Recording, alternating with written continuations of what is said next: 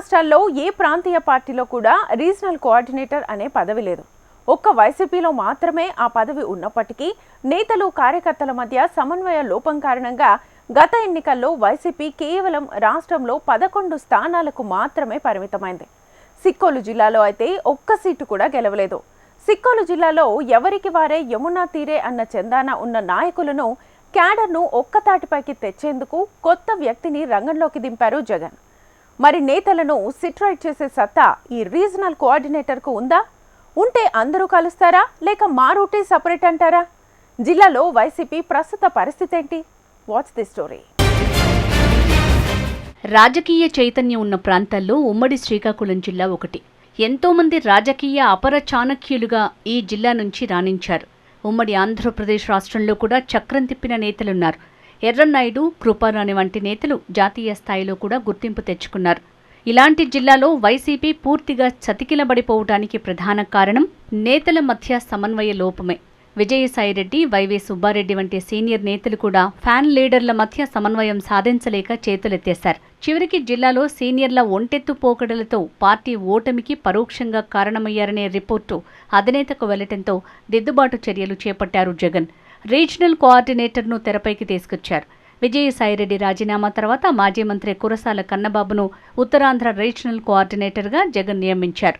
రాజకీయ చైతన్యం ఉన్న శ్రీకాకుళం జిల్లా నేతలతో సమన్వయం చేసుకుంటూ నేతల మధ్య సయోధ్య కుదిరించడం కన్నబాబుకు కత్తిమీద సామి అంటున్నారు స్థానిక నేతలు. రీజనల్ కోఆర్డినేటర్గా బాధ్యతలు చేపట్టిన కన్నబాబు తొలిసారి శ్రీకాకుళం జిల్లాలో పర్యటించారు. జిల్లాలోని వైసీపీ నేతలతో సమన్వయ కమిటీలను ఏర్పాటు చేశారు. అయితే జిల్లాలోని వైసీపీ నేతలకు, కార్యకర్తలకు మధ్య సమన్వయ లోపం కారణంగానే గత ఎన్నికల్లో వైసీపీ అభ్యర్థులు భారీ తేడాతో ఓడిపోయారనే అభిప్రాయాలు వ్యక్తమవుతున్నాయి. కొత్త అభ్యర్థుల చేతుల్లో వైసీపీ సీనియర్లు కూడా ఘోరంగా ఓడిపోయారు. గతంలో వైవి సుబ్బారెడ్డి, విజయసాయిరెడ్డి వంటి నేతలు సమన్వయకర్తలుగా వ్యవహరించారు. అలాగే ఇన్ఛార్జిగా సీనియర్ నేత బొత్స సత్యనారాయణ కొద్ది రోజులు పార్టీ వ్యవహారాలు పర్యవేక్షించారు. అయినా కూడా నేతల మధ్య సమన్వయం సాధించలేక చేతులెత్తేశారు. ఇదే సమయంలో ఎవరికి వారు సొంతంగా గ్రూప్ రాజకీయాలు నిర్వహించారు కూడా. దీంతో సమాంతరంగా కొత్త నాయకత్వం తెరపైకి రావడంతో నేతల మధ్య ఆధిపత్య పోరు తలెత్తింది.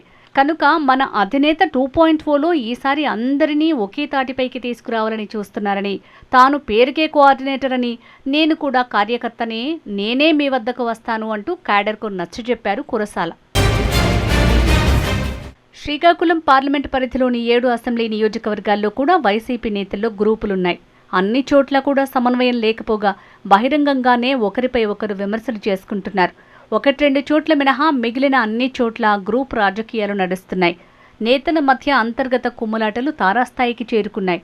శ్రీకాకుళం, నరసన్నపేట మినహా మిగిలిన అన్ని నియోజకవర్గాల్లోనూ సీనియర్ల మాటను కింది స్థాయి కార్యకర్తలు లెక్క చేయటం లేదట.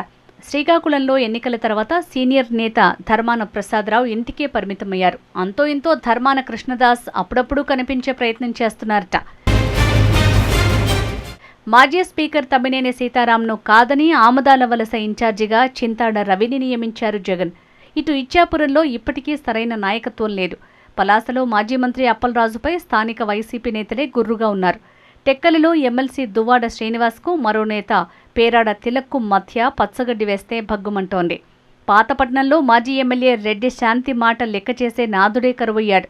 పాలకొండలో కూడా విశ్వసరాయి కళావతిపై స్థానిక క్యాడర్ గుర్రుగా ఉంది.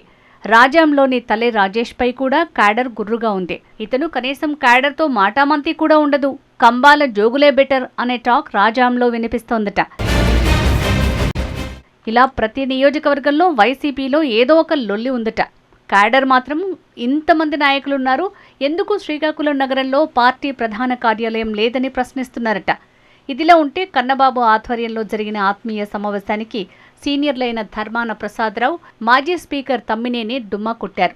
అలాగే ఎమ్మెల్సీ దువ్వాడ, మరో ఎమ్మెల్సీ నర్తు రామారావు కూడా మండలి సమావేశాల పేరుతో మీటింగ్కు రాకుండా తప్పుకున్నారని క్యాడర్లో చర్చ జరుగుతోందట.